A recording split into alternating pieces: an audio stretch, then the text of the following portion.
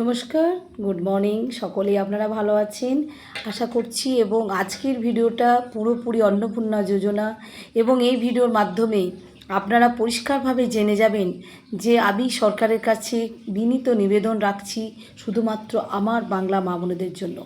এবং এই ভিডিওর মাধ্যমেও জেনে যাবেন যে আমাকে দু একজন কমেন্ট করেছেন, এবং কমেন্টের মধ্যে আপনারা যদি থেকে থাকেন তাহলে হয়তো আপনাদের এই বিষয়টা পরিষ্কার ক্লিয়ার হবে যে আপনারা কোন সমস্যার মধ্যে আছেন এবং সমস্যার সমাধান হবে কি না। সেটা কিন্তু মনোযোগ দিয়ে প্লিজ শেষ পর্যন্ত এই ভিডিওটা আপনারা শুনবেন, এবং আপনাদের ভালো লাগলে প্রত্যেক মহিলাদের কাছে, মা বোনেদের কাছে প্রচুর প্রচুর শেয়ার করে দেবেন, যাতে প্রত্যেক মা বোনেরা এই ভিডিওর মাধ্যমে একটু স্বস্তি এবং শান্তি পান। যে যাদের পুরোপুরি বাতিল হয়ে গেছে, লিস্টে কোনো নাম নেই, যোগ্য হয়েও কিন্তু তাদের নামটা কাটা গেছে, তাদের যে কি হচ্ছে তাদের মনের মধ্যে, এবং পাশের বাড়ি হয়তো অযোগ্য তারা পেয়ে গেছেন, কিন্তু সে যোগ্য হয়েও কিন্তু সে পাননি। সেক্ষেত্রে তাদের মানসিকতা কি চলছে সে একমাত্র যার হচ্ছে সেই বুঝে।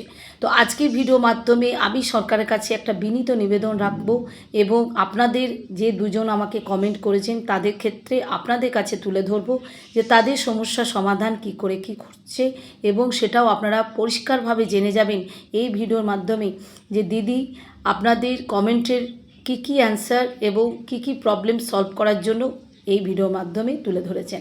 তো আজকে মূল বিষয় আমি ফিরে আসছি, সেটা হচ্ছে আমাকে একজন কমেন্ট করেছেন যে দিদি আমার জেঠু চাকরি করতেন আগে, তা এখন পেনশন পান, এবং আমার জেঠিমা পুরোপুরি হাউসওয়াইফ এবং খুব কম টাকা পেনশন পান, তাহলে কি আমার জেঠিমা পাবেন এই যোজনা 3,000 টাকা? হ্যাঁ, নিশ্চয়ই পাবেন। কেন পাবেন না? কারণ আপনাকে আগের পূর্বের ভিডিওগুলো আমার দেখেছেন কিনা আমি ঠিক বলতে পারছি না। যদি পেজটা ফলো রাখেন তাহলে হয়তো দেখতে পারবেন দিদির সমস্ত ভিডিও, এবং পেজটা ফলো করুন, তাহলে বুঝতে পেরে যাবেন যে পূর্বের ভিডিওতে আমি কি বলেছি আপনাদের এই টাকার ব্যাপারে। যে সরকার বলেছিলেন 3,000-এর ঊর্ধ্বে যদি কেউ পায় তাহলে কিন্তু সে এই যোজনার থেকে বাতিল, কিন্তু 3,000 মানে নিচে যদি কেউ পায় তাহলে কিন্তু এই যোজনায় 3,000 টাকা সে পাবে। যদি ধরুন 2,000, 2,500 বা হয়তো 2,200 বা 2,300 এইরকম টাকা পেয়ে থাকেন আপনার জেঠু, তাহলে কিন্তু আপনার জেঠিমা এই যোজনায় টাকাটা পাচ্ছেন যদি উনি অ্যাপ্লাই করে থাকেন। প্রথম।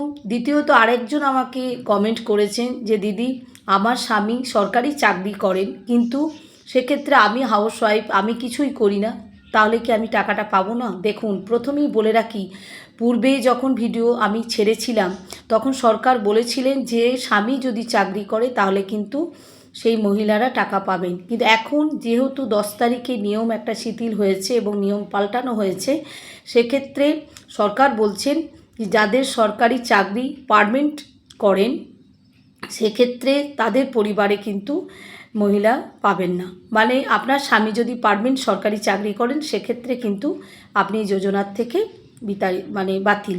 কিন্তু যদি আপনি আমি এই পূর্বের ভিডিওতে বলেছিলাম যে হ্যাঁ, স্বামী চাকরি করলে আপনি কিছু করেন না তাহলেও কিন্তু পাবেন, কিন্তু এক্ষেত্রে যেহেতু সরকার নিয়ম বলেছেন শিথিল হয়েছে একটা, সেক্ষেত্রে বলবো যে যাদের সরকারি চাকরি করেন, যে যাদের স্বামীরা ওনারা কিন্তু এই যোজনার থেকে বাতিল। তো কমেন্টের অ্যান্সার আমি নিশ্চয়ই দেবো, আপনারা কমেন্ট করবেন আপনাদের সুবিধা অসুবিধা, এবং যথাসাধ্য আমার যতটা সম্ভব আমি নিশ্চয়ই আপনাদের কাছে অ্যান্সার তুলে ধরবো।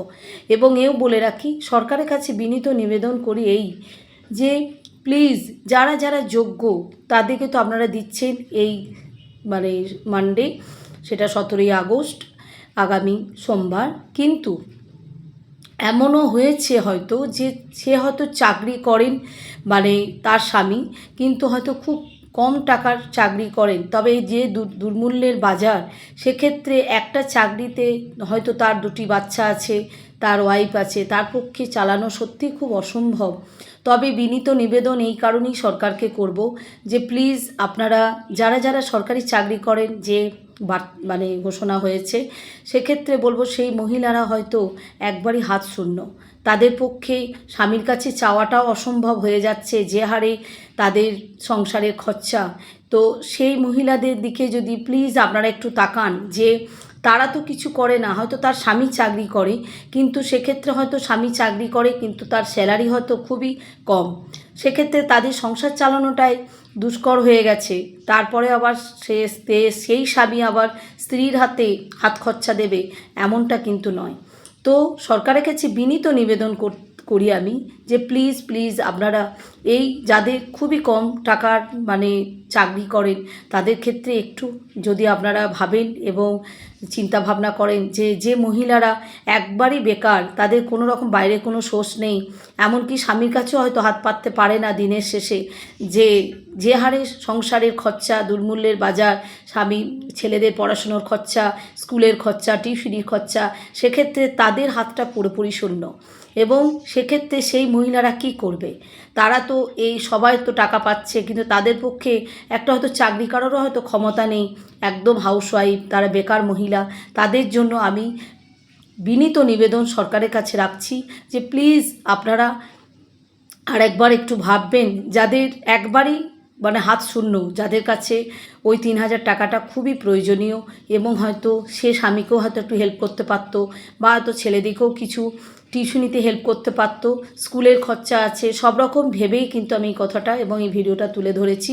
এবং এই ভিডিওর মাধ্যমে আমি সরকারের কাছে প্রত্যেক মা মহিলাদের জন্য বিনীত নিবেদন রাখছি যে প্লিজ এদের জন্য একটু চিন্তা ভাবনা করুন। আজকে এটুকুই, সকলেই ভালো থাকবেন, সুস্থ থাকবেন। আমি পরের ভিডিও নিয়ে আপনাদের কাছে ফিরে আসছি। টাটা।